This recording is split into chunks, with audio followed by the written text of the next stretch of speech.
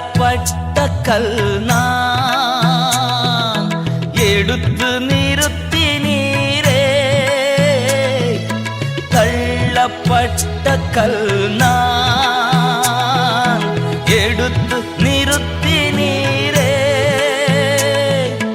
உண்மை உள்ளவன் என்று கருதி ஊழியம் தந்தீரையா. உண்மை உள்ளவன் என்று கருதி ஊழியம் தந்தீரையா. நன்றி நன்றி ராஜா, நன்றி இயேசு ராஜா. நன்றி நன்றி ராஜா, நன்றி இயேசு ராஜா.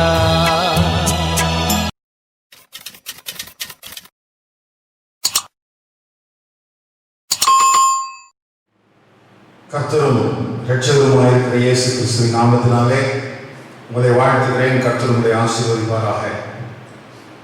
எடுத்துக்கொள்ளப்பட்ட சபை நியாயாசனத்திற்கு முன்பதாக கணக்கு ஒப்புவிக்க வேண்டிய காரியங்கள் என்னென்ன என்பதை குறித்து தொடர்ச்சியாக 4 பகுதியாக நாம் பார்த்திருக்கிறோம். இந்த நாளிலும் 5வது பகுதியாக கர்த்தருக்கு சித்தமானால் 1 அல்லது 2 காரியங்களை நாம் தியானிக்க கர்த்தருடைய ஆவியானவர் நமக்கு கிருபை தருவாராக. எடுத்துக்கொள்ளப்பட்ட தேவ சபை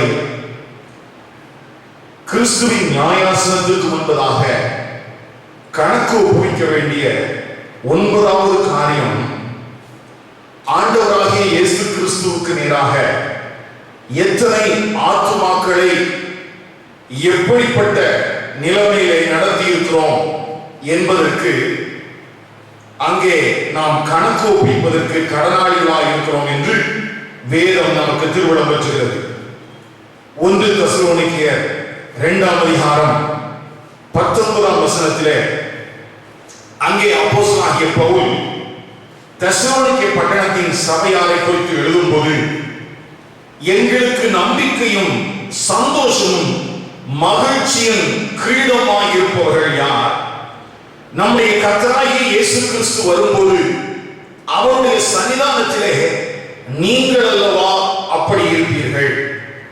கவனிங்கள், இங்கே தெசலோனிக்கே பட்டணத்தின் திருச்சபையிலே சுவிசேஷத்தை அறிவித்து அந்த சுவிசேஷத்தின் நிமித்தமாக சம்பாதிக்கப்பட்ட தேவ சபையை குறித்து அப்போஸ்தலனாகிய பவுல் குறிப்பிடும் போது, கிறிஸ்து வரும்போது அவருடைய சன்னிதானத்திலே ஆத்துமாக்கள் தெசலோனிக்கே பட்டணத்தின் சபையார் நம்பிக்கையும் சந்தோஷமும் மகிழ்ச்சியின் கிரீடமுமாய் இருப்பார்கள் என்று எழுதப்பட்டிருக்கிறது. ஆத்தும ஆதாயம் என்பது இங்கே ஒரு பலனாக, ரிவார்டாக சொல்லப்பட்டிருக்கிறது என பார்க்கிறோம். கவனியுங்கள் என கருமையானவர்களே, இன்றைக்கு ஆத்தும ஆதாயம் செய்வதை குறித்து பலவிதமான குழப்பமான மனநிலைமைகள் தேவ சபைக்குள்ளே காணப்படுகிறது. இன்றைக்கு அவைகள் எல்லாவற்றையும் குறித்து விலாவாரியாக பரிசுத்த ஆவியானவர் விரும்புகிற விதத்திலே நம்மை போதித்து நடத்துவாராக. ஆண்டவராகிய இயேசு கிறிஸ்துவின் மூலமாக பிரதான கட்டளையாக நாம் பெற்றிருக்கிற கட்டளையை தேவ சபை அறிந்திருக்க வேண்டும். மத்தேயு எழுதின சுவிசேஷம் 28ஆம் அதிகாரம் 19, 20 ஆகிய வசனங்களிலே, நீங்கள் புறப்பட்டு போய் சகல ஜாதிகளையும் சீஷராக்கி பிதா குமாரன் பரிசுத்த ஆவியின் நாமத்திலே அவர்களுக்கு ஞானஸ்நானம் கொடுத்து நான் உங்களுக்கு கட்டளையிட்ட யாவையும் அவர்கள் கைக்கொள்ளும்படி அவர்களுக்கு உபதேசம் பண்ணுங்கள். புறப்பட்டு போங்கள், சீஷராக்குங்கள், ஞானஸ்நானம் கொடுங்கள், அவர்களுக்கு உபதேசம் பண்ணுங்கள் என்பது ஆண்டவராகிய இயேசு கிறிஸ்து அவருடைய இரத்தத்தினாலே சம்பாதிக்கப்பட்ட சபைக்கு அவரை பின்பற்றுகிற சீஷர்களுக்கு கொடுத்திருக்கிற பிரதான கட்டளையாக இருக்கிறது. அந்த பிரதான கட்டளையை தொடர்ந்துதான் ஒரு வாக்குத்தத்தமும் அருளப்பட்டிருக்கிறது. உலகத்தின் முடிவு பரியந்தமும் சகல நாட்களிலும் நான் உங்களோடு கூட இருக்கிறேன் என்று. ஒருவேளை இந்த வாக்குத்தத்தத்தை தேவ சபை உரிமை கொள்ள வேண்டுமானால் சீஷனானவன் உரிமை கொள்ள வேண்டுமானால் அவன் சீஷனாக்குகிறவனாக, அவன் உபதேசம் பண்ணுகிறவனாக, அவன் ஞானஸ்நானம் கொடுக்கிறவனாக, ஆத்துமாக்களை ஆதாயம் செய்வதற்கு புறப்பட்டு செல்கிறவனாக காணப்பட வேண்டும். கவனிங்கள், இந்த அடிப்படையில இந்த சுவிசேஷம் அறிவித்தல் என்கிற ஒரு காரியம் இன்றைக்கு திருச்சபையில எளிதான ஒன்றாக பார்க்கப்படுகிறது. ஒருவேளை ஒரு மனிதனுக்கு, தேவனை அறியாத மனிதனுக்கு சுவிசேஷம் அறிவிப்பது என்பது ஒரு எளிய காரியம்தான். அவரிடத்திலே போய் ஆண்டவராகிய இயேசு கிறிஸ்து இந்த உலகத்திற்கு மனிதனாக வந்தார், அவருடைய பாவங்களுக்காக ரத்தம் சிந்தினார், அவருடைய விலையேற பெற்ற ரத்தத்தினாலே நமக்கு பாவ மன்னிப்பும் பாவத்திலிருந்து விடுதலை உண்டாயிருக்கிறது, அவரை அல்லாமல் இரட்சகர் இல்லை என்று நாம் பேசுவது ஒரு எளிதான காரியம்தான். ஆனால் இங்கே தெசலோனிக்கே பட்டணத்தின் திருச்சபைக்கு அப்போஸ்தலனாகிய பவுல் எழுதின நிருபத்திலே அவர்களுக்கு சுவிசேஷம் அறிவித்த அந்த தன்னை குறித்த அந்த தகுதிகளை அங்கே பரிசுத்த ஆவியானவர் மூலமாக அங்கே எழுதி வைத்திருக்கிறதை நாம் பார்க்க முடியும். கவனிங்கள், இன்றைக்கு எளிதான ஒன்றாக கருதப்படுகிறது. ஆனால் இந்த சுவிசேஷத்தை அறிவித்த பரிசுத்தவான் எப்படிப்பட்ட குணாதிசயங்களை உடையவராக இருந்தார், அவர் எப்படிப்பட்ட விலைக்கிரயங்களை செலுத்தியிருந்தார், அவர் எப்படிப்பட்ட நடக்கையுள்ளவராக இருந்தார், எப்படிப்பட்ட தகுதி உள்ளவராக அவர் காணப்பட்டார் என்று இந்த 1 தெசலோனிக்கேயர் 2ஆம் அதிகாரத்திலே நாம் தொடர்ச்சியாக நாம் வாசிக்க முடியும். கவனிங்கள் அருமையானவர்களே, நம் மூலமாய் ஆத்துமாக்களை ஆதாயம் செய்யும் போது அந்த ஆத்துமாக்களை குறித்து நாம் கணக்கோப்புவிக்கிற ஒரு உக்ரானக்காரர்களாக இருக்கிறோம். அந்த உக்ரானக்காரர்களுக்கு ஆண்டவருடைய சமூகத்திலிருந்து நாம் ஒரு பெரிய பலனை, ரிவார்டை பெற்றுக்கொள்ள போகிறோம் என்று சொன்னால், நம்மை நம்பி தேவன் தந்திருக்கிற அந்த விலையேற பெற்ற வேலையை குறித்த அந்த பொறுப்பை, ரெஸ்பான்சிபிலிட்டியை நாம் அறிந்தவர்களாக, உணர்ந்தவர்களாக இருக்க வேண்டியது மிகவும் அவசியமான காரியம்.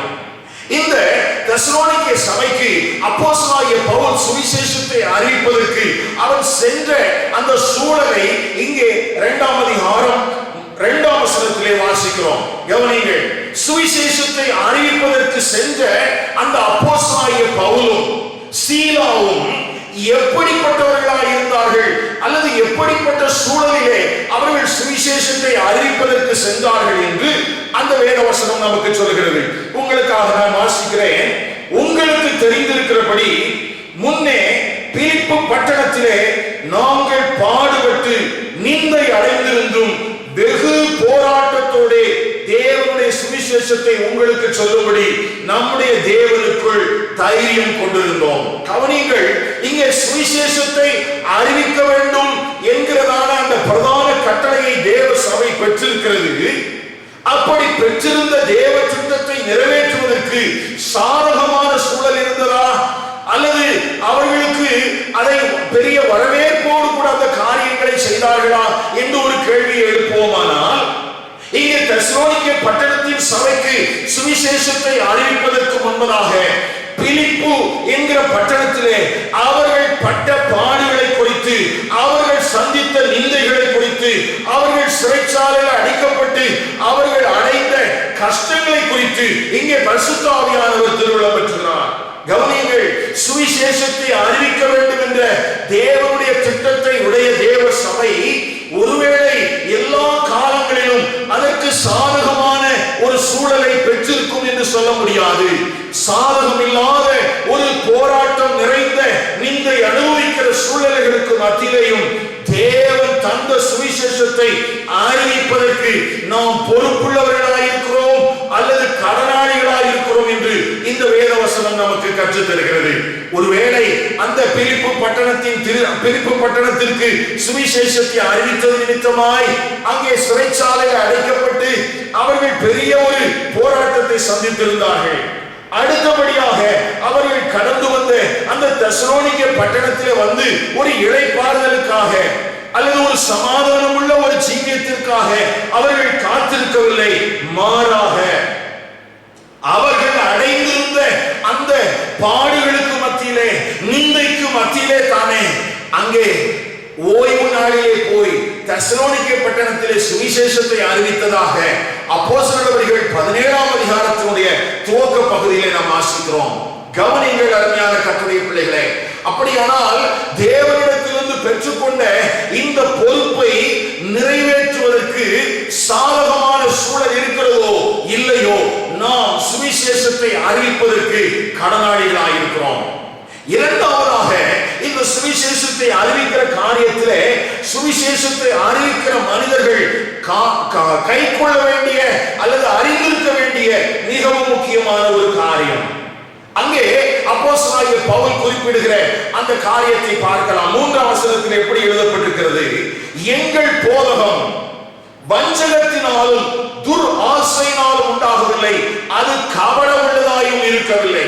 எனக்கு அருமையான கர்த்தருடைய பிள்ளைகளே, நியாயாசனத்திற்கு முன்பதாக நாம் எப்படி சுவிசேஷம் அறிவித்தோம், நாம் எப்படி சபைகளை ஸ்தாபித்தோம், நாம் எப்படி இந்த சுவிசேஷத்தை உலகமெங்கிற்கும் கொண்டு சென்றிருக்கிறோம் என்பதை குறித்து கணக்கு ஒப்புவிக்க வேண்டுமா? அப்படி கணக்கு ஒப்புவிக்கும்படியான பொறுப்பை உடைய தேவனுடைய பிள்ளைகள் சுவிசேஷத்தை அறிவிக்கும் போது வஞ்சகத்தோடும் துர் ஆசையோடும் கபடத்தோடும் அறிவிக்க கூடாதாம். அதை குறித்து 5ஆம் வசனத்திலே இன்னமும் ஒரு விளக்கத்தை பரிசுத்த ஆவியானவர் எழுதி வைத்திருக்கிறார். அவர்கள் இச்சகமான வசனங்களை பேசவில்லை, பொருளாசையுள்ளவர்களாய் மாயம் பண்ணவில்லை. இதற்கு தேவனே சாட்சி என்று சொல்கிறார். கவனிங்கள், முதலாவது, சாதகமற்ற சூழல்களிலும் நாம் சுவிசேஷத்தை அறிவிப்பதற்கு கடனாளிகளாயிருக்கிறோம். இரண்டாவது, நாம் சுவிசேஷத்தை அறிவிக்கும் போது அங்கே பொருளாசையோடோ அல்லது கபட இருதயத்தோடோ சுவிசேஷம் அறிவிக்க கூடாதாம். அப்படியானால் நம்மை தேவன் நம்பி தந்திருக்கிற இந்த பொறுப்பை குறித்து நாம் கவனமுள்ளவர்களாக இருக்க வேண்டும். ஆகவே தான் இந்த துவக்க பகுதியிலே நான் சொன்னேன், நாம் எளிதாக நினைத்துக் கொண்டிருக்கிறோம், ஆனால் எளிதானதாக அல்ல. இதிலே நம்முடைய நடக்கையை குறித்து பரிசுத்த ஆவியானவர் எதிர்பார்க்கிற மிகவும் முக்கியமான சில நல்ல குணாதிசயங்களை தேவன் சுவிசேஷத்தை அறிவிக்கிறவர்களிடத்தில் எதிர்பார்க்கிறார். ஒருவேளை நீங்கள் சிறு பிள்ளைகளுக்கு மத்தியிலோ அல்லது வாலிபர்களுக்கு மத்தியிலோ அல்லது முதியவர்களுக்கு மத்தியிலோ அல்லது கிராமங்களுக்கு சென்றோ சுவிசேஷத்தை அறிவிப்பதற்கு ஒருவேளை உங்களுக்கு வயது சார்ந்த தகுதிகள் அல்லது கல்வி சார்ந்த தகுதிகள் இருக்கிறதோ இல்லையோ, இப்படிப்பட்ட ஆவிக்குரிய குணாதிசயங்கள் இருக்க வேண்டும் என்று பரிசுத்த ஆவியானவர் எதிர்பார்க்கிறபடினாலே தான் அப்போஸ்தலனாகிய பவுல் தெசலோனிக்கே பட்டணத்திற்கு சுவிசேஷத்தை எப்படி கொண்டு சென்றார், அவருடைய மோட்டோ அல்லது குறிக்கோள் என்ன, அவருடைய குணாதிசயங்கள் என்ன, அவர்கள் எந்த அடிப்படையிலே இந்த சுவிசேஷத்தை அறிவித்தார்கள் என்றெல்லாம் இங்கே திட்டமாய் நமக்கு வரையறுக்கப்பட்டிருக்கிறது. கவனிங்கள், அப்படியானால் சுவிசேஷத்தை அறிவிக்கிற மனிதனுடைய இருதயம் கபடம் உள்ளதாக அல்ல, வஞ்சகம் நிறைந்ததாக அல்ல, பொருளாசை நிறைந்ததாக அல்ல, மாயம் பண்ணுகிறவர்களாய் அல்ல, தேவனை சாட்சியாக நிறுத்தி, கவனிங்கள், தேவனை சாட்சியாக நிறுத்தி தன்னை நம்பி தேவன் தந்த அந்த உக்கிரான பொறுப்பை நிறைவேற்றுகிறதிலே ஒவ்வொரு சுவிசேஷத்தை அறிவிக்கிற தேவனுடைய பிள்ளைகளும் கவனமாக இருக்க வேண்டும். எனக்கு அருமையான கர்த்தருடைய பிள்ளைகளே, நாம் சுவிசேஷத்தை அறிவிக்கும் போது அதை கேட்கிற ஜனங்கள் அதை மிகுந்த வரவேற்போடு கூட ஏற்றுக்கொள்கிறார்களோ அல்லது அதற்கு எதிர்த்து நிற்கிறார்களோ அதை குறித்து அல்ல. சுவிசேஷத்தை அறிவிக்கிற நீங்களும் நானும் மிகவும் கவனம் உள்ளவர்களாக தேவனை சாட்சி நிறுத்திக் கொண்டு தேவனுக்கும் மனுஷனுக்கு முன்பதாக நாம் உண்மை உள்ளவர்களாக காணப்பட வேண்டும் என்று வேதம் போதிக்கிறது.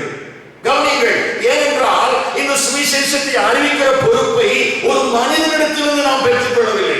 4ஆம் வசனத்திலே இப்படி எழுதப்பட்டிருக்கிறது, சுவிசேஷத்தை எங்களிடத்தில் ஒப்புவிக்கத்தக்கதாய் தேவன் எங்களை உத்தமர் என்று எண்ணினபடியே. மூன்றாவதாக நாம் கவனிக்க வேண்டிய ஒரு காரியம் என்ன, இந்த சுவிசேஷத்தை நான் தேவனிடத்திலிருந்து பெற்றிருக்கிறேன். தேவனிடத்திலிருந்து பெற்றுக்கொண்ட இந்த பொறுப்பிலே நான் உண்மையுள்ளவராக இருக்க வேண்டும். ஏனென்றால் அவர் என்னை உத்தமன் என்று எண்ணி என்னுடைய கரங்களிலே இந்த பொறுப்பை தந்திருக்கிறார். ஒருவேளை உங்களை கண்காணி, ஒரு பாஸ்டர் அல்லது ஒரு போதகர் அல்லது நீங்கள் சார்ந்திருக்கிற ஒரு ஸ்தாபனம் உங்களுக்கு இந்த பொறுப்பை தரவில்லை. ஒருவேளை அவர்கள் மூலமாக சுவிசேஷத்தை அறிவிப்பதற்கு நீங்கள் பல பகுதிகளுக்கு கடந்து செல்லலாம். ஆனால் அதற்கு முன்பதாக தேவன் உங்களை உண்மையுள்ளவர்கள் என்று எண்ணி இந்த ஊழிய பொறுப்பை தந்திருக்கிறார் என்று நீங்கள் நம்ப வேண்டும், நீங்கள் விசுவாசிக்க வேண்டும். அப்படி சொல்லும் போதுதான் அங்கே இப்படியாக எழுதப்பட்டிருக்கிறது, எங்கள் இருதயத்தை சோதித்தருகிற தேவனுக்கு பிரியமுண்டாக நான் பேசுகிறேன். கவனியங்கள் அருமையானவர்களே, இன்றைக்கு சுவிசேஷம் அறிவிக்கிற அநேக முறைமைகள் வேதத்திற்கு ஒத்ததா என்கிற ஒரு கேள்வி எழுப்ப வேண்டியது அவசியம். ஏனென்றால் இன்றைக்கு சுவிசேஷத்தை அறிவிப்பதற்கு நம்முடைய தமிழ் மொழி பேசுகிற ஜனங்களுக்கு மத்தியிலே நாம் சாதாரணமாக பயன்படுத்துகிற வார்த்தை என்ன? உங்களுக்கு பிரச்சனையா, உங்களுக்கு போராட்டமா, உங்களுக்கு கடனா, உங்களுக்கு வியாதியா, உங்களுக்கு சாபமா என்று இப்படிப்பட்ட உலகத்தினுடைய பிரச்சனைகளை சொல்லித்தானே நாம் சுவிசேஷத்தை அறிவிக்கிறோம். ஆனால் தெசலோனிக்க பட்டணத்தின் திருச்சபையிலே அங்கே சுவிசேஷத்தை அறிவிக்கும் போது அவர் இப்படிப்பட்ட மாதிரியை கொண்டாரா என்று நமக்கு தெரியவில்லை. ஏனென்றால் அப்போஸ்தலனாகிய பவுலை பொறுத்தவரையிலே, எனக்கு ஆண்டவர் தந்த ஊழியம் இது, ஆண்டவர் என்னை உண்மையுள்ளவன் என்று எண்ணி இந்த பொறுப்பை என்னுடைய கரங்களிலே தந்திருக்கிறார். ஆகவே எருசலேமில் இருக்கிற மூத்த அப்போஸ்தலர்கள் அல்லது என்னோடு வந்திருக்கிற சீலாவுக்கு முன்பதாக அல்ல, நான் தேவனுக்கு பிரியமாக பேச வேண்டும் என்கிற ஒரு சிந்தை உள்ளவராக இருக்கிறார்.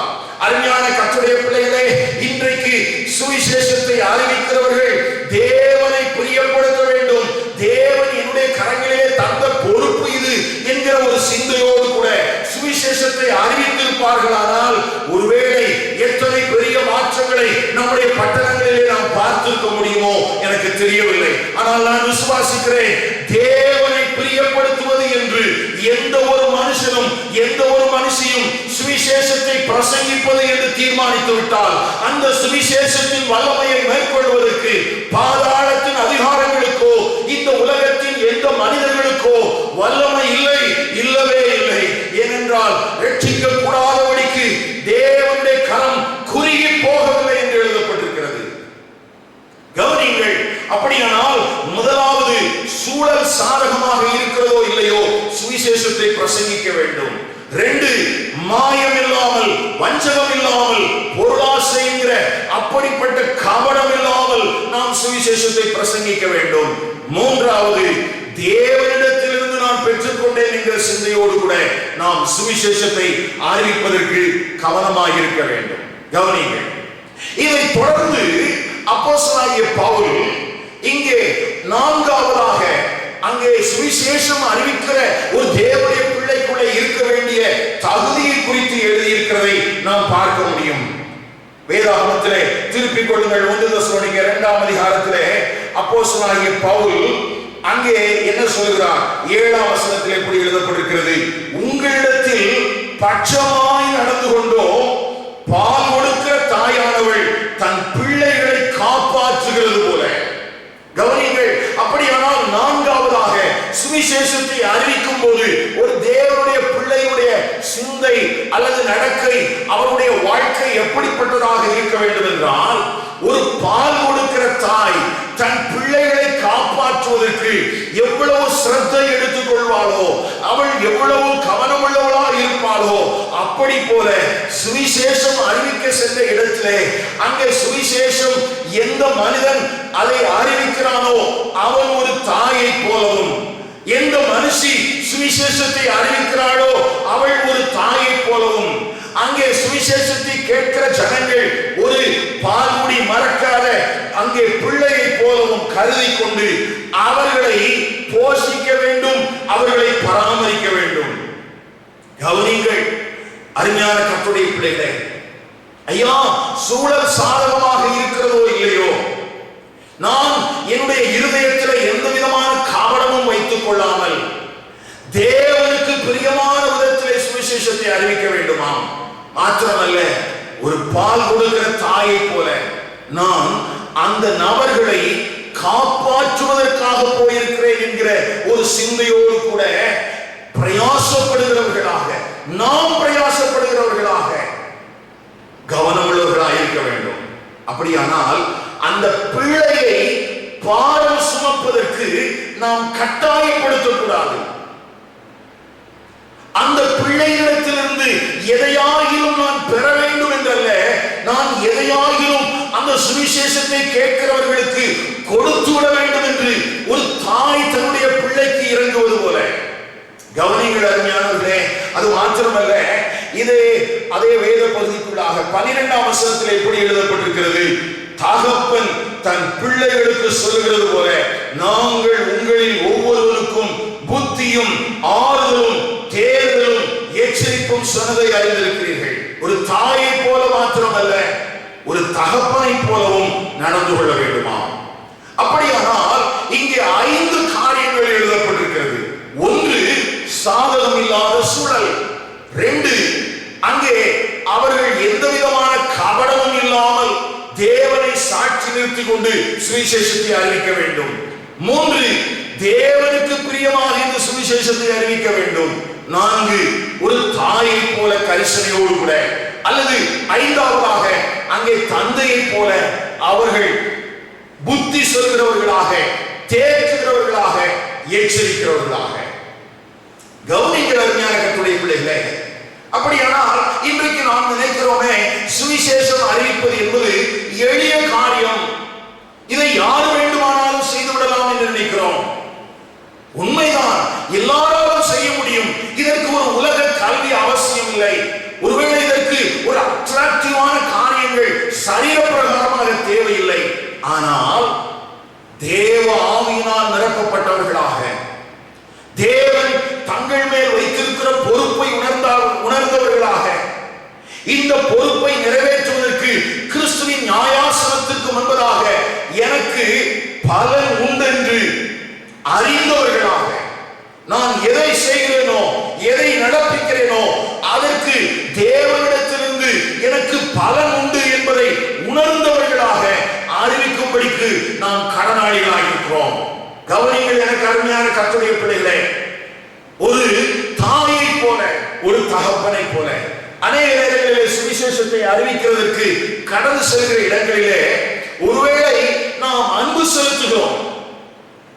அன்பு செலுத்துகிறதுனாலே தான் அவர்கள் மேல் அக்கறை உள்ளவர்களாக அவர்களுடைய கண்ணீரை துடைப்பதற்கான காரியங்களை செய்கிறோம். ஆனால் ஒரு தாயை போல அன்பு கூறுவது மாத்திரமல்ல, ஒரு தகப்பனை போல எச்சரிக்க வேண்டிய ஒரு பொறுப்பும் இருக்கிறது என்பதை தேவ சபை மறந்துவிடக்கூடாது. கவனிங்கள், அதற்கு அங்கே சொல்லப்பட்டிருக்கிற ஒரு காரணம் என்ன? 11ஆம் வசனத்தில் எப்படி எழுதப்பட்டிருக்கிறது? தம்முடைய ராஜ்யத்திற்கும் மகிமைக்கும் உங்களை அழைத்த தேவனுக்கு நீங்கள் பாத்திரராய் நடக்க வேண்டும். ஐயா, சுவிசேஷம் சொல்ல போகிற இடத்திலே நீ தகப்பனை போல நீ நடந்து கொள்ள வேண்டிய அவசியம் என்ன? அநேக நேரத்திலே சில ஊழியக்காரர்கள் இப்படி எண்ணிக்கொள்கிறார்கள், அல்லது சில விசுவாச பிள்ளைகள் இப்படி எண்ணிக்கொள்கிறார்கள். ஒரு சிலருக்கு ஆண்டவர் கைண்டா பேசக்கூடிய இருதயத்தை கொடுத்திருக்கிறார். அவர்கள் அன்பாகவே பேசிக் கொண்டிருப்பார்கள், அன்பு ஒழுகவே பேசிக் கொண்டிருப்பார்கள். கர்த்தர் உங்களை கைவிட மாட்டார், நீங்கள் கவலைப்படாதீர்கள், நீங்கள் சோர்ந்து போகாதீர்கள் என்று அவர்களை ஆற்றவும் அவர்களை தேற்றவும் செய்கிறதை சிலருக்கு மாத்திரம் ஆண்டவர் கொடுத்திருக்கிறார் என்று எண்ணிக்கொள்கிறார்கள். கவனிங்கள், அப்போஸ்தலனாகிய பவுல் தான் அந்த தெசலோனிக்கே பட்டணத்தின் சபையாருக்கு சில தருணங்களிலே தாயாக இருந்திருக்கிறார். அவர் தாயாகவே எல்லா நேரத்திலும் இருக்கவில்லை, சில நேரங்களிலே அவர் ஒரு தகப்பனை போலவும் செயல்பட்டிருக்கிறார். அப்படியானால் என்ன? அன்பாய் பேசுகிற நபர்களே சில நேரங்களிலே கண்டித்து புத்தி சொல்ல வேண்டியதும் அவசியமாக இருக்கிறது. சிலர் எண்ணிக்கொள்கிறார்கள், இது எனக்கு கொடுக்கப்பட்ட ஊழியம் அல்ல. கவனிங்கள், தமிழ் பிரதேசத்திலே தேவனுடைய ஊழியத்தை செய்கிற அநேக ஊழியர்களுக்குள்ளே என்ன எண்ணம் தெரியுமா? இதற்கு நான் அழைக்கப்படவில்லை, நான் ஒரு தகப்பனை போல செயல்படுவதற்கு அழைக்கப்படவில்லை, நான் ஒரு தாயை போல அவர்களை ஆற்றுவதற்கு அவர்களை தேற்றுவதற்கு அழைக்கப்பட்டிருக்கிறேன் என்று சொல்லி அவர்களை ஆறுதல் படுத்துவதற்கு துணிந்து விடுகிறார்கள். ஆனால் வேதம் சொல்கிறது, இங்கே ஒரு பேலன்ஸ்டான ஒரு லைஃப் சொல்லி இருக்குது. நீ தாயாகவும் இருக்க வேண்டும், நீ தகப்பனாகவும் இருக்க வேண்டும். நீ தகப்பனாக இருக்க வேண்டும் சொல்கிற அல்லது நீ சுவிசேஷத்தை சொல்கிறதை கேட்கிற மனிதர்கள் இருக்கிறார்கள் அல்லவா, அவர்கள் தேவனுடைய ராஜ்யத்திற்குரியவர்களாக மாற வேண்டும். அவர்கள் இயேசு கிறிஸ்துவினுடைய மகிமையை அடைய வேண்டும். அவர்கள் எந்த தேவனால் அழைக்கப்பட்டிருக்கிறார்களோ அந்த தேவனுக்கு பாத்திரமானவர்களாக அவர்கள் காணப்பட வேண்டும். இந்த 3 காரியம் அங்கே எழுதப்பட்டிருக்கிறது. அந்த வசனத்தை நான் திரும்பவும் வாசிக்கிறேன். மேலும் 11ஆம் வசனம், தம்முடைய ராஜ்யத்திற்கும் மகிமைக்கும் உங்களை அழைத்த தேவனுக்கு நீங்கள் பாத்திரமாய் நடக்க வேண்டும் என்று. ஐயா, ஒரு தகப்பனை போல கடிந்து அல்லது ஒரு தகப்பனை போல எச்சரித்து அல்லது ஒரு தகப்பனை போல புத்தி சொல்ல வேண்டிய அவசியம் என்ன? அந்த அவசியத்திற்கு அங்கே காரணம் சொல்லப்பட்டிருக்கிறது. சுவிசேஷத்தை கேட்கிற அந்த புறமதஸ்தார், அந்த சுவிசேஷத்தை கேட்கிற புறஜாதியார், அவர்கள் ஒன்றை அறிந்து கொள்ள வேண்டும். தேவனுடைய ராஜ்யத்திற்குரியவர்கள். அவர்கள் இந்த உலகத்திற்குரியவர்கள் அல்ல. அவர்கள் இருளின் ராஜ்யத்திற்குரியவர்கள் அல்ல. அவர்கள் தேவனுடைய ராஜ்யத்திற்குரியவர்கள் என்கிற சிந்தையை, எண்ணத்தை, வாழ்க்கையை, நடக்கையை அவர்களுக்குள்ளே நாம் ஏற்படுத்த வேண்டும். இரண்டாவதாக, அந்த சுவிசேஷத்தை கேட்கிற ஒவ்வொரு நபர்களும் இயேசு கிறிஸ்து அடைந்த மகிமையை அடைய வேண்டும். அதை குறித்து பின்பதாக அடுத்த நிருபத்திலும் இப்படி எழுதப்பட்டிருக்கிறது பாருங்கள். 2 தெசலோனிக்கே 2ஆம் அதிகாரம் 14ஆம் வசனத்தில் இப்படி வாசிக்கிறோம், நீங்கள் கர்த்தராகிய இயேசு கிறிஸ்துவின் மகிமையை அடையும் பொருட்டாக எங்கள் சுவிசேஷத்தினாலே அந்த ரட்சிப்புக்கு அவர் உங்களை அழைத்தார். கவனிங்கள் அருமையான கர்த்தருடைய பிள்ளைகளே, நாம் சுவிசேஷத்தை அறிவிக்க போகிற எந்த இடத்திலும் அவர்கள் படித்தவர்களோ படிக்காதவர்களோ, அவர்கள் நாகரிகம் உள்ளவர்களோ நாகரிகமற்றவர்களோ, எந்த மொழியை பேசுகிறவர்களாக இருந்தாலும் பரவாயில்லை, அவர்கள் ஒவ்வொருவரும் கர்த்தராகிய இயேசு கிறிஸ்துவின் மகிமையை அவர்கள் அடைய வேண்டும் என்பது தேவன் அவர்கள் மேல் வைத்திருக்கிற சித்தம். அவருடைய பாவத்திலிருந்து விடுவிக்கப்பட்டு, அவருடைய சாப கட்டுகளிலிருந்து விடுவிக்கப்பட்டு, அவருடைய வியாதிகளிலிருந்து கர்த்தர் அவர்களை குணமாக்கி இந்த உலகத்திற்குரியவர்களாக அல்ல, மறுமை ராஜ்யத்திற்குரியவர்களாகவும் கிறிஸ்துவினுடைய மகிமையை அவர்கள் வெளிப்படுத்துகிறவர்களாகவும் இந்த உலகத்திலே வாழ வேண்டும் என்பது அவர்கள் மேல் வைக்கப்பட்டிருக்கிற தேவனுடைய நோக்கம். அந்த நோக்கத்தை தான் நாம் சுமந்து செல்கிற ஒரு ஆசாரியர்களாக இருக்கிறோம். எனக்கு அருமையான கர்த்தருடைய பிள்ளைகளே, சுவிசேஷத்தை அறிவிப்பது என்பது ஏதோ என்னிடத்திலே கொடுக்கப்பட்டிருக்கிற ஒரு அற்பமான வேலை என்று நாம் நினைத்துக் கொள்ளக்கூடாது. அது ஏதோ ஒரு கடைநிலையான ஒரு வேலை. பிரசங்கிப்பதுதான் மேன்மையான வேலை. சுவிசேஷம் அறிவிப்பது என்பது எளிதான ஒன்றுக்கும் உதவாத வேலை என்று நினைத்து விடக்கூடாது. இல்லை, நீங்கள் அந்த ஆண்டவராகிய இயேசு கிறிஸ்துவினுடைய அழைப்பை கொண்டு செல்கிற கிறிஸ்துவின் ஸ்தானாதிபதிகளாக இருக்கிறீர்கள்.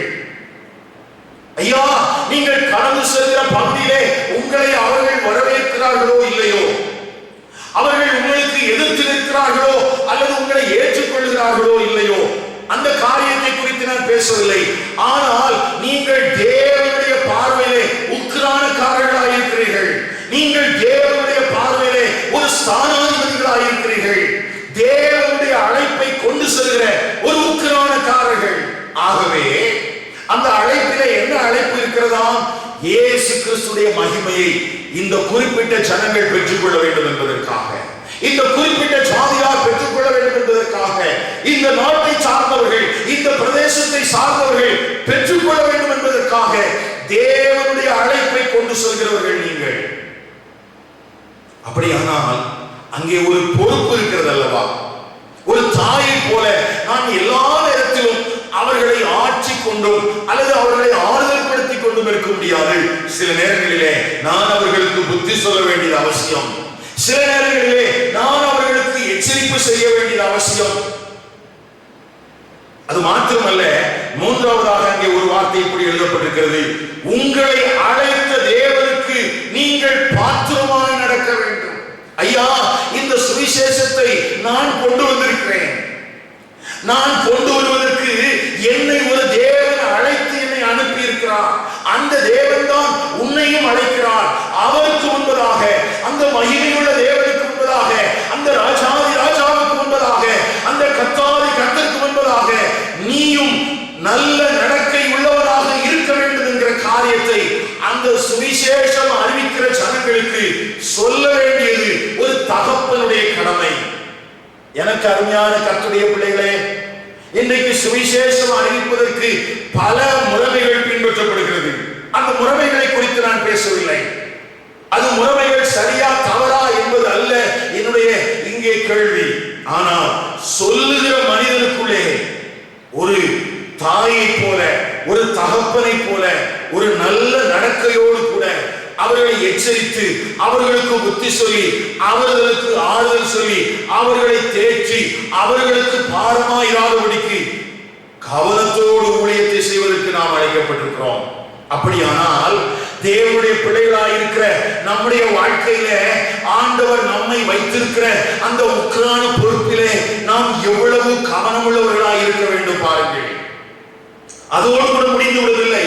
இந்த இவ்வளவு கவனமாய் நிறைவேற்றப்பட்ட ஊழியத்தை அந்த கேட்ட தெசலோனிக்கே பட்டணத்தின் சபையார் அவர்களுக்கு என்னையா நேரிட்டது?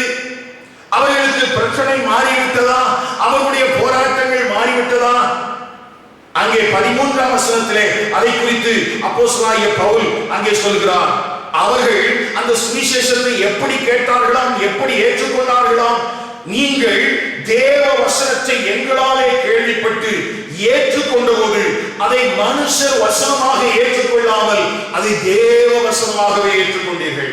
கவனிங்கள், இதிலே பரிசுத்த ஆவியானவர் நமக்கு ஒரு செய்தியை வைத்திருக்கிறார். ஐயா, தேவன் எனக்கு தந்த பொறுப்பு என்கிற அடிப்படையில நான் எந்த விதமான எதிர்பார்ப்பும் இல்லாமல், கவட இருதயம் இல்லாமல், நான் சந்திக்கிற எந்த சூழல்களை குறித்தும் நான் கவலை கொள்ளாமல், ஒரு தாயை போல, ஒரு தகப்பனை போல நான் சுவிசேஷம் அறிவிக்கிறதிலே நான் கவனமாக இருந்தால், என்னுடைய அந்த ஆவிக்குரிய தகுதியிலே தேவனை சாட்சியாக நிறுத்தி மனுஷருக்கு முன்பதாகவும் தேவனுக்கு முன்பதாகவும் என்னை சுத்தமானாக காத்துக் கொள்கிறதிலே நான் கவனமாக இருந்தால், கேட்கிற ஜனங்கள் எப்படி கேட்பார்களாம்? தேவ வசனத்தை அவர்கள் மனுஷர் வசனமாக அல்ல, தேவ வசனமாகவே ஏற்றுக்கொண்டார்கள். கவனிங்கள், எனக்கு அருமையான கர்த்தருடைய பிள்ளைகளே, ஒருவேளை இன்றைக்கு நாம் வாழ்கிற தேசத்திலே சுவிசேஷத்தை அறிவிக்கும் போது அங்கே எதிர்ப்புகள் வருகிறது, அங்கே எதிர்மறையான காரியங்கள் உண்டாகிறது. இதை குறித்தெல்லாம் நான் அறிந்திருக்கிறோம். ஆனால் இங்கே தெசலோனிக்கே பட்டணத்திலே அங்கே சுவிசேஷம் அறிவித்த ஒரு மாதிரியை பரிசுத்த ஆவியானவர் நமக்கு காண்பித்து தரும்போது, இந்த மாதிரியின்படியான காரியங்களை நாம் கை கொள்ளும் போது 5 காரியங்கள் திரும்ப உங்களுக்கு சொல்கிறேன்.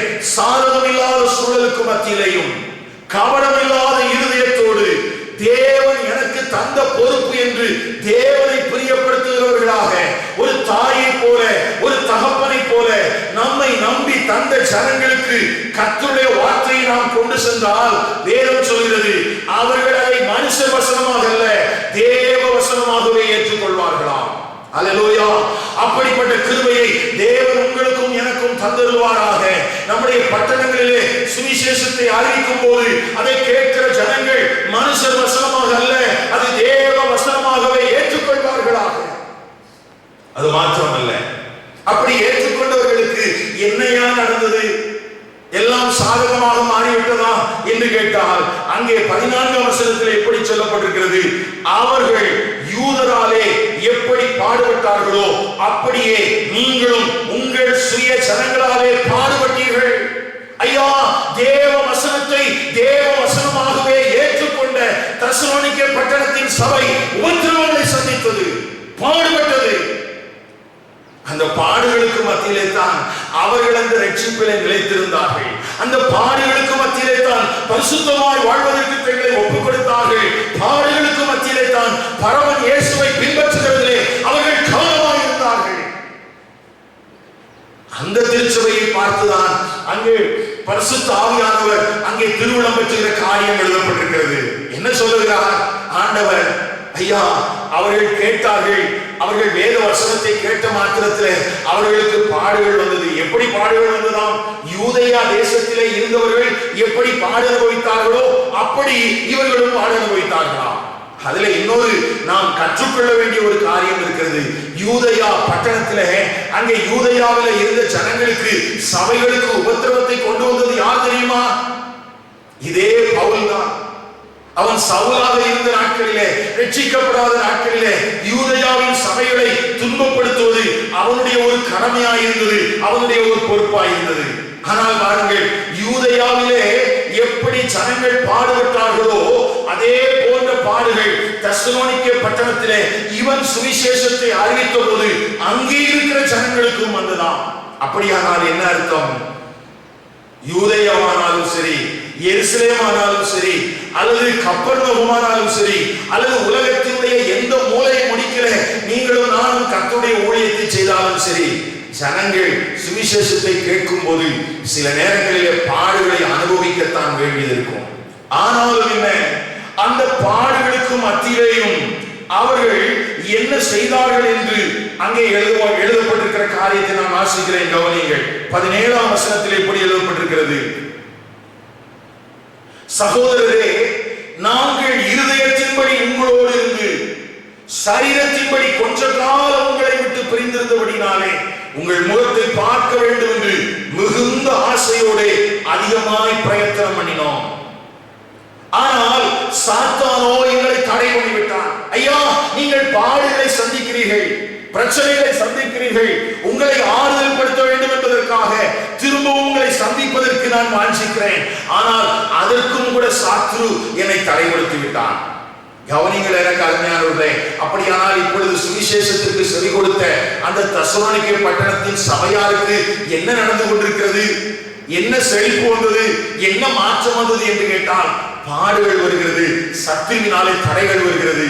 ஆனால் அப்படி தடைகளுக்கும் பிரச்சனைகளுக்கும் மத்தியிலே கர்த்தருடைய சுவிசேஷத்திற்கு செவி கொடுத்த அந்த தேவனுடைய பிள்ளைகளை பார்த்துதான் சொல்கிறார் பவுல், நீங்கள் தான் எனக்கு மகிழ்ச்சியின் கிரீடமாய் இருக்க போகிறீர்கள், நீங்கள் தான் எனக்கு சந்தோஷத்தையும் நம்பிக்கையும் கொடுக்கிறவர்களாய் இருக்க போகிறீர்கள், நீங்கள் தான் கிறிஸ்துவின் சன்னிதானத்திலே நான் வரும்போது எனக்கு ஒரு பெரிய ரிவார்டை பெற்றுக் கொடுக்க போகிறீங்க.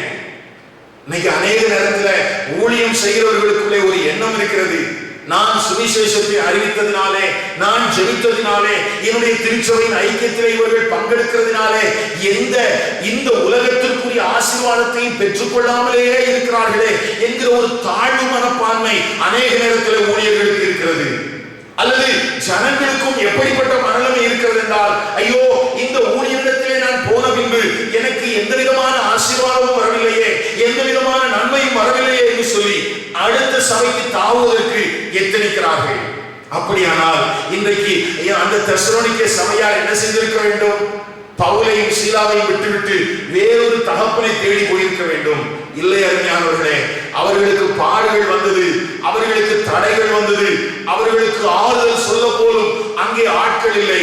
ஆனாலும் என்ன, ஒரு தாயை போல, ஒரு தகப்பனை போல இருதயத்திலே எந்த கள்ளமும் கவடமும் இல்லாமல் மனிதனுக்கு முன்பதாக, தேவனுக்கு முன்பதாக தங்களை சாட்சியாக நிறுத்திக் கொண்டு உத்தம சுவிசேஷத்தை அறிவித்த அந்த பரிசுத்தவான்கள் மூலமாக ஒரு உண்மையுள்ள பரிசுத்தமுள்ள சந்ததி அங்கே எழும்பிற்று.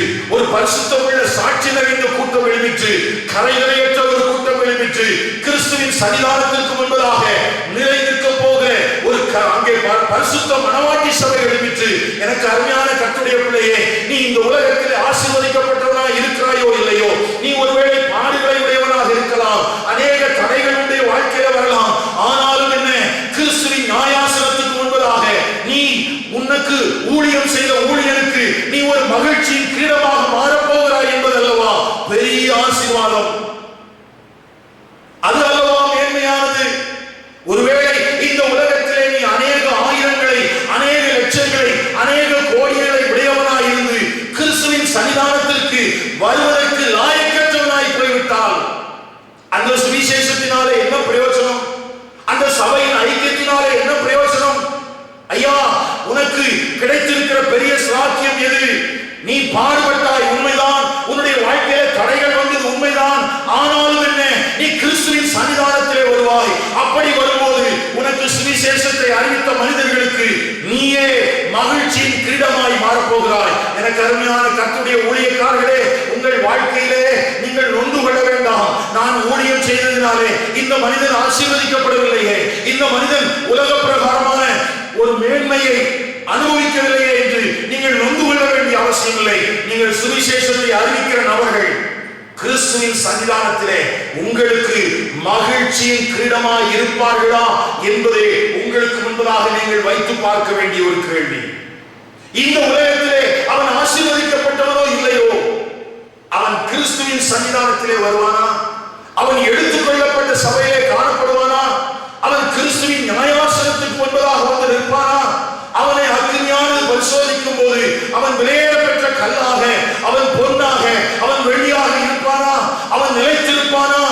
அல்லது நிலைத்திராத ஒரு புல்லை போல, வைக்கோலை போல, மரத்தை போல மாறி போவானா என்பதை குறித்து ஒரு தேவ சபை, ஒரு தேவ ஊழியன், சுவிசேஷத்தை அறிவிக்கிற தேவ ஜனம் கவனமாய் கவனிக்க வேண்டியது அவசியம். அருமையானவர்களே, இந்த கால நேரத்தில் இந்த கர்த்தருடைய வார்த்தையை கேட்கிற உங்கள் வாழ்க்கை எத்தனை ஆத்துமாக்களை ஆதாயம் பண்ணி இருக்கிறது என்பது மாத்திரமல்ல, அந்த ஆத்துமாக்களை எங்கே நிறுத்துவதற்கு நீங்கள் ஆயத்தம் பண்ணி இருக்கிறீர்கள் என்பதை குறித்தும் நீங்கள் கவனமாயிருங்கள். எத்தனை ஆத்துமாக்களை நான் ஆயத்தம் பண்ணினேன் என்பது மாத்திரமல்ல, அவர்கள் எங்கே வந்து நிற்க போகிறார்கள், அவர்கள் எனக்கு யாராக இருக்க போகிறார்கள் என்பதும் மிகவும் அவசியமான ஒன்று. நீங்களும் நானும் ஆயத்தம் பண்ணுகிற ஆத்துமாக்கள் உங்களுக்கும் எனக்கும் மகிழ்ச்சியின் கிரீடமாய் இருப்பார்களாக. தெசலோனிக்கே பட்டணத்தின் சபையாரை போல கிறிஸ்துவின் மகிமையை வெளிப்படுத்துகிறவர்களாக இருப்பார்களாக. தேவனுடைய ராஜ்யத்திற்கு பாத்திரவான்களாக இருப்பார்களாக. அழைத்த தேவனுக்கு பாத்திரவான்களாய் நடந்து கொள்வார்களாக. அதற்கு ஒரு தாயை போல, தகப்பனை போல ஊழியம் செய்வதற்கு தேவனுக்கு முன்பதாக உங்களை நிறுத்திக் கொள்ளுங்கள். நீங்கள் ஆசீர்வதிக்கப்பட்டிருப்பீர்கள், நீங்கள் மேன்மை அடைவீர்கள். இந்த உலகத்திற்காக அல்ல, இந்த உலகத்தின் ஆசீர்வாதத்தை பெற்றுக் கொள்வதற்காக அல்ல. உங்கள் போதகம் வஞ்சகத்தோடும் துர் ஆசையினாலும் கவனத்தோடும் இருக்க வேண்டாம், பொருளாசையோடு இருக்க வேண்டாம். உங்கள் போதகம் தேவனை சாட்சி நிறுத்தினதாய், தேவனை பிரியப்படுத்தினதாய் இருக்கட்டும். அதுவே உங்களுக்கும் எனக்குமான மேன்மையான காரியமாக இருக்க முடியும். இரண்டாவதாக 1 பேதுரு 5ஆம் அதிகாரம் 2 முதல் 4 வசனங்களிலேயும் 2 தீமோத்தேயு 4ஆம் அதிகாரம் முதல் 2 வசனங்களின் அடிப்படையிலேயும் நாம் தேவனுடைய வார்த்தைக்கும் தேவனுடைய மந்தைக்கும் எப்படி உண்மையுள்ளவர்களாக இருக்கிறோம் என்பதை குறித்து கணக்கொப்புவிக்க வேண்டும். கவனிங்கள், நியாயாசனத்திற்கு முன்பதாக நாம் கணக்கொப்புவிக்க வேண்டிய காரியங்களை குறித்து பார்த்துக் கொண்டிருக்கிறோம். கடந்த நாளிலே நாம் 4 பகுதிகளை பார்த்தோம். இந்த நாளிலே 5வது பகுதியிலே 10வது காரியமாக கர்த்தர் நமக்கு தந்திருக்கிற வார்த்தையை குறித்தும், கர்த்தர் நமக்கு தந்திருக்கிற மந்தையை குறித்தும் நாம் உண்மையுள்ளவர்களாக இருக்க வேண்டும். How faithful we are to the word of God and to the flock of God. தேவனுடைய மந்தைக்கும் தேவனுடைய வார்த்தைக்கும் எவ்வளவு உண்மையுள்ளவராக இருக்கிறேன் என்று கவனிங்கள். ஒரு கர்த்தருடைய ஊழியன் யாராக இருக்கிறான் என்று ஒரு கேள்வி எழுப்பும் போது அங்கே எப்படி எழுதப்பட்டிருக்கிறது? 1 பேதுரு 2ஆம் அதிகாரம் 1 பேதுரு 2ஆம் அதிகாரம் 25ஆம் வசனம். சிதறுண்ட ஆடுகளை போல இருந்தீர்கள், இப்பொழுதோ உங்கள் ஆத்துமாக்களுக்கு மேய்ப்பரும் கண்காணிமானவரிடத்தில் திருப்பப்பட்டிருக்கிறீர்கள். கவனிங்கள் அருமையான கர்த்தருடைய பிள்ளைகளே, அநேக நேரத்திலே மேய்ப்பன் என்கிற தனியான ஒரு பதத்தை குறித்து நாம் பார்த்திருக்கிறோம், அல்லது கண்காணி என்கிற பதத்தை குறித்து நாம் பார்க்கிறோம். ஒன்று ஷெப்பர்ட் என்று எழுதப்பட்டிருக்கும், அல்லது ஓவர்சியர் அல்லது கார்டியன் என்று எழுதப்பட்டிருக்கும். ஆனால் பேதுரு அப்போஸ்தலன் இந்த மந்தையை குறித்து எழுதும் போது 2 வார்த்தைகளை உள்ளடக்கி எழுதியிருக்கிறார். ஒன்று அவர் மேய்ப்பன், 2 கண்காணி. shepherd and bishop, shepherd and overseer, shepherd and guardian. இப்படி வேதாகமம் மொழிபெயர்க்கப்பட்டிருக்கிறது. கவனிங்கள் அருமையான கர்த்தருடைய பிள்ளைகளே, ஒரு கர்த்தருடைய ஊழியன் மேய்ப்பனாக இருக்கும் போதே அவன் கண்காணியாகவும் இருக்கிறான். அவன் கண்காணியாக இருக்கும் போதே அவன் மேய்ப்பனாகவும் இருக்கிறான். ஆகவே தான் இங்கே ஆண்டவராகிய இயேசு கிறிஸ்துவை இங்கே ஒப்பிட்டு பேசும்போது அவர் சொல்கிறார், ஆண்டவராகிய இயேசு கிறிஸ்து மேய்ப்பராய் இருக்கிறார், அதே நேரத்தில் அவர் கண்காணியுமாக இருக்கிறார். எனக்கு அருமையான கர்த்தருடைய பிள்ளைகளே, மேய்ப்பன் என்றால் என்ன, கண்காணி என்றால் என்ன? மேய்ப்பன் என்றால், பாஸ்டரிங் என்றால் அங்கே மந்தைகளை மேய்ப்பது, புல்லுள்ள இடங்களில் மேய்த்து அமர்ந்த தண்ணீர்களில் கொண்டு செல்வது மேய்ப்பனுடைய வேலை.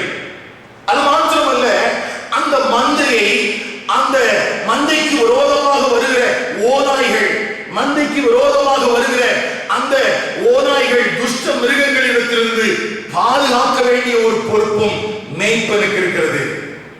இப்படி மேய்ப்பன் என்று சொல்லும்போது மந்தையை மேய்க்க வேண்டும், மந்தைக்கு வேத வசனத்தை கொடுக்க வேண்டும், மந்தையை கள்ள போதகரிடத்தில் கரத்திலிருந்து பாதுகாக்க வேண்டும். அது மாத்திரமல்ல, அந்த மேய்ப்பனாக அவன் ஒரு மாதிரி உள்ள தலைவனாக இருக்க வேண்டும்.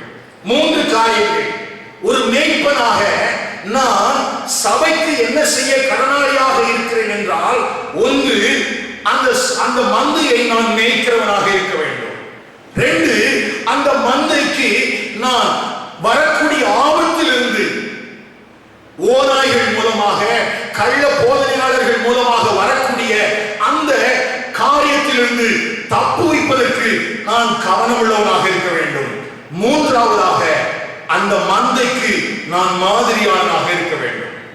இது ஒரு மேய்ப்பன் என்கிற ஸ்தானத்திலிருந்து ஒரு தேவனுடைய பிள்ளை செய்ய வேண்டிய ஊழியம். 2வது, ஒரு கண்காணியாக இருந்து செய்ய வேண்டிய ஊழியம் என்ன? இதை குறித்து நாம் கவனிக்க வேண்டும். பாருங்கள், இதை குறித்து நாம் கவனமுள்ளவர்களாக இருக்க வேண்டும். ஆகவே தான் 2 வேத பகுதிகளை உங்களுக்கு நான் சொன்னேன். 2 தீமோத்தேயு 4ஆம் அதிகாரம் முதல் 2 வசனம். அந்த வசனத்திற்கு நேராக கவனத்தை திருப்பிக் கொள்ளுங்கள். அங்கே இப்படி எழுதப்பட்டிருக்கிறது, சமயம் வாய்த்தாலும் வாய்க்காவிட்டாலும் திருவசனத்தை ஜாக்கிரதையாய் பிரசங்கம் பண்ணி, எல்லா நீடிய சாந்தத்தோடும் உபதேசத்தோடும் கண்டனம் பண்ணி கடிந்து கொண்டு புத்தி சொல்லு. அங்கே எழுதப்பட்டிருக்கிற காரியம் என்ன? ஒரு மேய்ப்பனாக மந்தையை நான் எப்படி மேய்க்க வேண்டும் என்று எழுதப்பட்டிருக்கிறது. எப்படி மேய்க்க வேண்டுமா? அவர்களுடைய வாஞ்சை, அதாவது மந்தையுடைய வாஞ்சை எப்படி இருக்கும் என்றால், 3ஆம் வசனத்தில் எழுதப்பட்டிருக்கிறது, அவர்கள் ஆரோக்கியமான உபதேசத்தை பொறுக்க மனதில்லாமல் இருப்பார்கள், செவித்துள்ளவர்களாக இருப்பார்கள், அவர்கள் தங்களுக்கென்று போதகர்களை சேர்த்துக் கொள்வார்கள். இதுதான் அந்த சூழல். ஐயா, எப்படிப்பட்ட சூழலிலே நான் கர்த்தருடைய வசனத்தை போதிக்க வேண்டும் என்று ஒரு கேள்வி கேட்டால் அங்கே சொல்லப்பட்டிருக்கிறது, அவர்கள் கேட்க விரும்புகிற காரியம், அவர்கள் கேட்க விரும்புகிற காரியத்தை அவர்கள் தீர்மானிக்கிறார்கள். இன்றைக்கு இருக்கிற காலகட்டத்திலே இதை நாம் அறிந்திருக்கிறோம். ஜனங்கள் what they want to hear, அவர்கள் கேட்க வேண்டியது என்ன என்று அவர்கள் தீர்மானிக்கிறார்கள். ஆனால் வேதம் சொல்கிறது what they need to hear, அவர்கள் கேட்க வேண்டியது என்ன என்று தேவன் தீர்மானிப்பாராம். ஒரு மேய்ப்பன் யாராக இருப்பான் என்றால், ஜனங்கள் என்ன கேட்க விரும்புகிறார்கள் என்று அல்ல, தேவன் என்ன சொல்ல விரும்புகிறார் அல்லது அந்த ஜனங்களுக்கு எது தேவை என்பதை அந்த மேய்ப்பன் கொண்டு செல்கிறவனாக இருக்க வேண்டும். எனக்கு அருமையான கர்த்தருடைய பிள்ளைகளே, இங்கே தீமோத்தேயு என்கிற இளம் ஊழியனுக்கு அப்போஸ்தலனாகிய பவுல் என்கிற முதிர்ந்த அப்போஸ்தலன் எழுதுகிற ஒரு ஆலோசனை. தீமோத்தேயுவே, ஜனங்கள் எல்லாரும் எப்படி இருக்கிறாங்க? செவித்தினவோடு இருக்காங்க. அவங்களுக்கு ஆரோக்கியமான உபதேசம் வேண்டாம், தங்களுடைய இச்சைகளுக்கு ஏற்ற போதனைகளை தேடி போகிறவர்களாக இருக்கிறார்கள். ஆனால் நீ ஒன்று செய், உனக்கு வாய்ப்பு கிடைக்கும் போதெல்லாம் அவர்களுக்கு எது தேவையோ, அவர்களுக்கு எது அவசியம் என்று தேவன் உனக்கு போதிக்கிறாரோ அதை நீ போதித்து அவர்களுக்கு உபதேசித்து அவர்களுக்கு புத்தி சொல்லு. அப்படியானால் ஒரு மேய்ப்பனுடைய இருதயம் எப்படி இருக்க வேண்டும் என்றால், மந்தை என்ன விரும்புகிறது என்றல்ல, அந்த மந்தைக்கு எது தேவை என்று அறிந்து போதிக்க வேண்டுமா? கவனிங்கள் அருமையானவர்களே, அங்கே ஒருவேளை கேட்கிற செவிகள் இருக்கிறதா இல்லையா எனக்கு தெரியவில்லை. ஏனென்றால் அவர்களுடைய இருதயங்கள் எல்லாம் எப்படி இருக்கிறது? செவித்துணர்வுள்ளவர்களாக இருக்கிறார்கள். சுய இச்சையை நிறைவேற்றுவதற்கு அவர்கள் ஆயத்தம் உள்ளவர்களாக இருக்கிறார்கள். சத்தியத்தை விட்டு விலகுகிறவர்களாக இருக்கிறார்கள். இதெல்லாம் அங்கே இருக்கக்கூடிய சூழல். ஆனால் நீயோ ஜாக்கிரதையாய் திருவசனத்தை பிரசங்கம் பண்ண. எனக்கு அருமையான கர்த்தருடைய பிள்ளைகளே, இதை குறித்து ஒரு மேய்ப்பன் கணக்கு ஒப்புவிப்பதற்கு கடனாளியாயிருக்கிறான். நியாயாசனத்துக்கு முன்பதாக, அவருடைய பிரசங்கமாகுவதற்கு முன்பதாக இதற்கு நாம் கணக்கு ஒப்புவிக்க வேண்டும். ஒருவேளை ஊழியக்காரன் என்கிற ஸ்தானத்திலே இருந்து கொண்டு நான் இதை பார்க்கும் போது நான் எப்படி இருக்க வேண்டும் என்றால், ஐயா, ஜனங்களுக்கு என்ன விருப்பம் இருக்கிறது என்பதை குறித்து எனக்கு கவலை இல்லை. அவர்களுக்கு எது தேவை என்பதை குறித்து நான் கவனமாக இருக்க வேண்டும். அதே நேரத்திலே ஜனக்கூட்டங்களுக்கு மத்தியில இருக்கிறவர்களுக்கு என்ன தெளிவு இருக்க வேண்டும் என்றால், எனக்கு அநேக தேவைகள் இருக்கலாம், ஆனால் எது அவசியமோ, எனக்கு எது அவசியமோ அதை போதிக்கிறவன் எனக்கு மெய்ப்பனாக இருக்க வேண்டும். கவனிங்கள் அருமையான கர்த்தருடைய பிள்ளைகளே, நீங்கள் எந்த மெய்ப்பனை விரும்புகிறீர்கள்? உங்கள் இருதயத்திற்கு ஏற்ற, உங்கள் இச்சைகளுக்கு ஏற்ற நீங்கள் விரும்புகிற வார்த்தைகளை பிரசங்கிக்கிறார்களே, அவர்களை நீங்கள் ஏற்றுக்கொள்கிறீர்களா? அல்லது உங்களுக்கு எது தேவை என்று தேவன் அறிந்து போதிக்கிற அப்படிப்பட்ட மெய்ப்பனை நீங்கள் உடையவர்களாக இருக்கிறீர்களா? இரண்டாவது, நாம் இதிலே கவனிக்க வேண்டிய காரியம், அங்கே 1 பேதுரு 5ஆம் அதிகாரத்துக்கு உங்களுடைய கவனத்தை திருப்பிக் கொள்ளுங்கள். 1 பேதுரு 5ஆம் அதிகாரம், அங்கே எழுதப்பட்டிருக்கிற ஆலோசனையை பாருங்கள். 2ஆம் வசனத்திலிருந்து 4ஆம் வசனம் வரைக்கும் அங்கே என்ன பண்ணணுமா? உங்களிடத்தில் உள்ள தேவனுடைய மந்தையை நீங்கள் மேய்த்து, கட்டாயமாய் அல்ல, மனப்பூர்வமாய், அவலட்சணமான ஆதாயத்திற்காக அல்ல, உற்சாகமான மனதோடு, சுதந்திரத்தை இழுமாப்பாய் ஆளுகிறவர்களாக அல்ல, மந்தைக்கு மாதிரிகளாகவும் கண்காணிப்பு செய்யுங்கள். கவனிங்கள், இந்த இடத்துல 3 வேலை கொடுக்கப்படும். 1, தேவனுடைய மந்தையை மேய்க்க வேண்டும். 2, அந்த மந்தையை கண்காணிக்க வேண்டும். 3, அந்த மந்தைக்கு மாதிரியாக இருக்க வேண்டும். கவனிங்கள், இதிலே ஒரு தேவ சபை மிகவும் மிகவும் ஜாக்கிரதை உள்ளதாக இருக்க வேண்டியது அவசியம். முதலாவது, நான் திருவசனம் ஜாக்கிரதையாக பிரசங்கிக்க வேண்டும் என்று உங்களுக்கு வசனத்தை காண்பித்தேன். அப்படி மேய்த்தால் மட்டும் போதாது, அப்படி மேய்க்கப்பட்ட மந்தையை கண்காணிக்க வேண்டுமா? கண்காணிப்பது என்றால் என்ன? Exercising oversight. அதாவது எனக்கும் அந்த மந்தைக்கும், அந்த மேய்ப்பனுக்கும் அந்த மந்தைக்குமான உறவை குறித்து இங்கே எழுதப்பட்டிருக்கிறது. இதை குறித்து ஆண்டவராகிய இயேசு கிறிஸ்து யோவான் எழுதின சுவிசேஷம் 10ஆம் அதிகாரத்திலே 3ஆம் 4ஆம் வசனத்திலே எப்படி எழுதியிருக்கிறார்? கவனிங்கள், அங்கே என்ன சொல்லப்பட்டிருக்கிறது? வாசலை காக்கிறவன் அவனுக்கு திறக்கிறான், ஆடுகளும் அவன் சத்தத்துக்கு செவி கொடுக்கிறது. அவன் தன்னுடைய ஆடுகளை பெயர் சொல்லி கூப்பிட்டு அவைகளை வெளியே நடத்தி கொண்டு போகிறான். அவன் தன்னுடைய ஆடுகளை வெளியே விட்ட பின்பு அவைகளுக்கு முன்பதாக நடந்து போகிறான். ஆடுகள் அவன் சத்தத்தை அறிந்திருக்கிறபடினால் அவனுக்கு பின் செல்கிறது. எக்ஸசைசிங் ஓவர்சைட், கண்காணிப்பு செய்வதல் என்றால் என்ன? ஐயா, கண்காணி என்றால் என்ன? மேய்ப்பன் என்றால் அந்த மந்தைக்கு மேய்ப்பது, வசனத்தை போதிப்பது. கண்காணிப்பு செய்வது என்றால் என்ன? மந்தையினுடைய மேய்ப்பன் முன்னே செல்வான். அந்த மந்தை மேய்ப்பனுடைய சத்தத்தை இந்த ஆடுகள் அறிந்திருக்கிறபடினாலே அது பின்பதாக சொல்லும். அப்படியானால் இங்கே ஒரு ரிலேஷன்ஷிப் இருக்குது, உறவு இருக்கிறது. ஆனால் எனக்கு அருமையான கர்த்தருடைய பிள்ளைகளே, அநேக நேரங்களிலே திருச்சபைகளிலே கர்த்தருடைய வார்த்தைகள் பிரசங்கிக்கப்படுகிறது. அநேக மேய்ப்பர்கள் நல்ல மேய்ப்பர்களாக இருக்கிறார்கள். ஆனால் அவர்கள் கண்காணி என்கிற இடத்திற்கு வரும்போது அநேக ஆடுகள் மேய்ப்பனுடைய சத்தத்துக்கு செவி கொடுக்கிறது இல்லை. அநேக மந்தையில இருக்கிற ஆடுகள் தனக்கு நல்ல வசனம் கிடைக்க வேண்டும் என்று விரும்புகிறார்கள். தனக்கு ஆழமான சத்தியம் கிடைக்க வேண்டும் என்று விரும்புகிறார்கள். திருவசனம் ஜாக்கிரதையாய் தங்களுக்கு பிரசங்கம் பண்ணப்பட வேண்டும் என்று விரும்புகிறார்கள். ஆனால் அந்த பிரசங்கத்தின்படி வாழ மனதில்லாதவர்களாக இருக்கிறார்கள். கவனிங்கள், கண்காணிப்பது என்றால் மந்தையின் மேய்ப்பன் முன்னே செல்வான், அந்த மந்தையில் இருக்கிற ஆடுகள் அவனை பின்பற்றி செல்லும். ஆனால் இன்றைக்கு அநேக நேரங்களிலே சபைகளில் இருக்கிற ஆடுகள் செல்லுகிறபடிதான் மந்தையின் மேய்ப்பன் செல்ல வேண்டிய ஒரு நிர்பந்தமான சூழல் இருக்கிறது. எனக்கு அருமையான கர்த்தருடைய சபையே, அப்படி அல்ல. அது வேதத்தின் மாதிரி அல்ல. மந்தை முன்னே செல்வதும் பின்னே மேய்ப்பன் செல்வதும் அல்ல.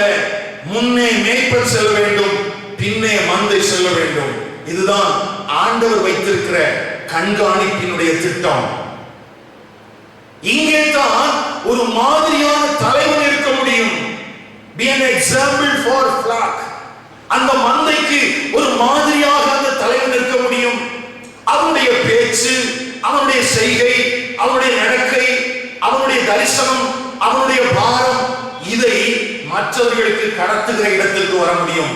அப்படியானால் அந்த 1 பேதுரு 5ஆம் அதிகாரத்தில் சொல்லப்பட்டிருக்கிற 3 காரியமும் உங்கள் ஊழியங்களிலே நடைபெறுகிறதா, உங்கள் திருச்சபையிலே இருக்கிறதா, நம்முடைய அனுதின காரியத்திலே இருக்கிறதா என்பதை குறித்து நீங்கள் கவனமாயிருங்கள். நீங்கள் மேய்க்கப்படுகிறீர்களா? உங்களை கண்காணிக்கிறார்களா? உங்களுக்கு மாதிரியான தலைவர்கள் இருக்கிறார்களா? அதே போல விசுவாசிகளாகி நீங்கள் உங்களை கேட்டுக்கொள்ள வேண்டிய செய்தி, உங்களுக்கு நல்ல வசனத்தை போதிக்கிற அப்படிப்பட்ட மேய்ப்பர்கள் இருக்கிறார்களா? எந்த விதமான மாயம் பண்ணாமல், பொருளாசையோடு அல்ல, இருமாப்பாய் அல்ல, மனப்பூர்வமாய் மேய்க்கிற மேய்ப்பர்கள் இருக்கிறார்களா? 2வது, அவருடைய சத்தத்தை நீங்கள் அடையாளம் கண்டு அவர்களை பின்பற்றுகிறவர்களாய் நீங்கள் இருக்கிறீர்களா? 3வது, அப்படி பின்பற்றுவதற்கு ஒரு நல்ல ஆவிக்குரிய தலைவனை நீங்கள் பெற்றிருக்கிறீர்களா என்பதை குறித்து நீங்கள் கவனமாயிருங்கள். இதை குறித்து தேவ சபை கணக்கு ஒப்புவிக்க வேண்டும். ஒரு ஊழியன் என்கிற ஸ்தானத்திலிருந்து நியாயாசனத்துக்கு முன்பதாக நான் நல்ல மேய்ப்பனா, நான் நல்ல கண்காணியா, நான் நல்ல ஒரு மாதிரியான தலைவனா என்பதை குறித்து கணக்கு ஒப்புவிக்க வேண்டும். அதே போல சபையில் இருக்கிற தேவனுடைய பிள்ளைகளும் நாங்கள் மேய்க்கப்பட்டிருக்கிறோம் என்பதற்கு கணக்கு ஒப்பிக்க வேண்டும். நீங்கள் அந்த மேய்ப்பனுக்கு பின் சென்றீர்களா என்பதை குறித்து கணக்கு ஒப்புவிக்க வேண்டும். உங்களுக்கு கொடுக்கப்பட்டிருக்கிற மாதிரி தலைவனை நீங்கள் உங்கள் நடக்கையின் மாதிரியாக கொண்டு நடந்தீர்களா என்பதை குறித்து நீங்கள் கணக்கு ஒப்புவிக்க வேண்டும். அருமையான கர்த்தருடைய பிள்ளைகளே, ஊழியரானாலும் சரி, விசுவாச பிள்ளைகளானாலும் சரி, நியாயாசனத்துக்கு முன்பதாக நிற்கும் போது கர்த்தருடைய வார்த்தைக்கும் கர்த்தருடைய மந்தைக்கும் நாம் எவ்வளவு உண்மையாக இருந்தோம் என்பதை குறித்து கணக்கு ஒப்புவிப்பதற்கு கடனாளிகளாக இருக்கிறோம். எனக்கு அருமையான கர்த்தருடைய பிள்ளைகளே, இந்த காரியத்திலே நாம் கவனமாய் வாழ்வதற்கு பரிசுத்த ஆவியானவர் நமக்கு உதவி செய்வாராக. ஒருவேளை நீங்களும் நானும் வாழ்ந்து கொண்டிருக்கிற காலம் இந்த வேத வசனத்திற்கு முரண்பட்ட காரியங்கள் நிறைந்திருக்கிற ஒரு காலமாக இருக்கிறது. நல்ல மேய்ப்பர்கள் அல்ல, கள்ள மேய்ப்பர்கள் பெருகியிருக்கிற காலம்.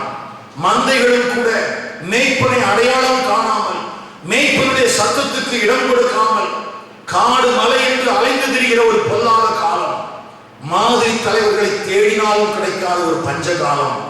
ஆனாலும் ஒன்றை ஞாபகம் வைத்துக் கொள்ளுங்கள், கிறிஸ்துவின் நியாயாசனத்துக்கு முன்பதாக இருக்கும் போது நாம் இவைகளை குறித்து கணக்கு ஒப்புவிக்க வேண்டும். ஆகவே நாம் விலையேற பெற்ற கல்லாகவோ ஒரு பொன்னாகவோ ஒரு வெள்ளியாகவோ காணப்படுவதற்கு ஏற்றாற் போல நாம் ஒரு தகுதி உள்ள வாழ்க்கை வாழ பரலோகத்தின் தேவன் நமக்கு அனுகிரகம் பண்ணுவாராக. எனக்கு அருமையான கர்த்தருடைய பிள்ளைகளே, நியாயாசனத்துக்கு முன்பதாக நாம் நிற்கும் போது நிலைத்திராத ஒரு வைக்கோலை போல, நிலைத்திராத ஒரு புல்லை போல, நிலைத்திராத மரத்தை போல, அக்கினியில் அகப்பட்டு தப்பினதை போல நாம் போய்விடாதபடிக்கு அவர் நமக்கு என்று வைத்திருக்கிற மகிழ்ச்சியின் கிரீடத்தை, அவர் நமக்கு என்று வைத்திருக்கிற வாராத ஜீவ கிரீடத்தை பெற்றுக் கொள்ளத்தக்கதாக பரலோகத்தின் தேவன் நமக்கு வாழ்வதற்கு தேவையான கிருபையையும் பலனையும் பரிசுத்த ஆவியானுடைய வல்லமையையும் அருள்மாரியையும் இந்த நாளிலே தந்தருவாராக. நான் தேவனுக்கு முன்பதாகவும் நான் மனிதருக்கு முன்பதாகவும் உண்மையாயிருக்கிறேன், நான் தேவனுக்கு பிரியமுண்டாக பேசுகிறேன் என்கிற ஒரு நல்ல சாட்சியோடு கூட வாழ பரலோகத்தின் தேவன் உங்களுக்கு அனுக்கிரகம் பண்ணுவாராக. ஒரு வசனத்தை நான் உங்களுக்காக வாசிக்கிறேன். அப்போஸ்தலனாகிய பவுல் தெசலோனிக்கே பட்டணத்திற்கு எழுதின நிருபம், முதலாவது நிருபம் 2ஆம் அதிகாரம் 10ஆம் வசனம். அங்கே பவுல் தன்னை குறித்து எழுதியிருக்கிற ஒரு வார்த்தையை பாருங்கள். விசுவாசிகளாகிய உங்களுக்குள்ளே நாங்கள் எவ்வளவு பரிசுத்தமும் நீதியும் பிழையின்மையுமாய் நடந்தோம் என்பதற்கு நீங்களும் சாட்சி, தேவனும் சாட்சி. பாருங்கள், எவ்வளவு சாட்சி உள்ள ஒரு ஊழியனாக தன்னை அங்கே காண்பிக்கிறார். விசுவாசிகளாகிய உங்களுக்குள்ளே நாங்கள் பரிசுத்தம் உள்ளவர்களாயிருந்தோம், நீதியுள்ளவர்களாயிருந்தோம், பிழையற்றவர்களாயிருந்தோம். இதற்கு தேவனுடைய சபை சாட்சி, மனிதர்கள் சாட்சி. அதோடு முடிந்து விடவில்லை. அங்கே அடுத்தாற் போல எழுதப்பட்டிருக்கிறது, தேவனும் சாட்சி. அப்படியானால் மனிதர்களுக்கு முன்பதாகவும் தேவனுக்கு முன்பதாகவும் நாம் உண்மையாய் இருக்க பரலோகத்தின் தேவன் அனுக்கிரகம் பண்ணுவாராக. பழைய ஏற்பாட்டில அங்கே ஏழை நாட்களிலே வாழ்ந்த சாமுவேல் என்ற அந்த பிள்ளையாண்டானை குறித்து எழுதப்பட்டிருக்கிற காரியத்திலேயும் இதே காரியங்கள் தான் இருக்கிறது. ஒருவேளை ஓப்பனியும் பிரகாசம் மனுஷருக்கு முன்பதாகவும் தேவனுக்கு முன்பதாகவும் உண்மையற்றவர்களாய் இருந்தார்கள். ஆனால் சாமுவேல் என்னும் பிள்ளையாண்டானோ பெரியவனாக வளர்ந்து அவன் கர்த்தருக்கும் மனுஷருக்கும் பிரியமாக நடந்து கொண்டான் என்று எழுதப்பட்டிருக்கிறது. 1 சாமுவேலின் புஸ்தகம் 2ஆம் அதிகாரம் 26ஆம் வசனத்திலே இப்படியாய் நாம் வாசிக்கிறோம். சாமுவேல் என்னும் பிள்ளையாண்டானோ பெரியவனாக வளர்ந்து கர்த்தருக்கும் மனுஷருக்கும் பிரியமாக நடந்து கொண்டான். எனக்கு அருமையான கர்த்தருடைய பிள்ளைகளே, ஏலியின் பிள்ளைகள் இருந்தார்கள், ஏலி அங்கே இருந்தார். ஆனாலும் சாமுவேல் எப்படி வாழ வேண்டும் என்று தீர்மானித்த ஒரு வாழ்க்கை வாழ்ந்தார். விழுந்து போனவர்களை அல்ல, பேரியாளின் மக்களை போல ஓப்பனியும் பிரகாசம் வாழ்ந்து கொண்டிருக்கிறதை போல அல்ல, சாமுவேலை போல, அப்போஸ்தலனாகிய பவுலை போல தேவனுக்கு முன்பதாகவும் மனுஷனுக்கு முன்பதாகவும் ஒரு ஜீவனுள்ள சாட்சிகளாக இருப்பதற்கு பரலோகத்தின் தேவன் நமக்கு அனுகிரகம் பண்ணுவாராக. அப்படிப்பட்ட நல்ல தீர்மானத்தோடு வாழ கர்த்தர் உங்களுக்கும் எனக்கும் கிருபை செய்வாராக. கர்த்தர் உங்களை ஆசீர்வதிப்பாராக.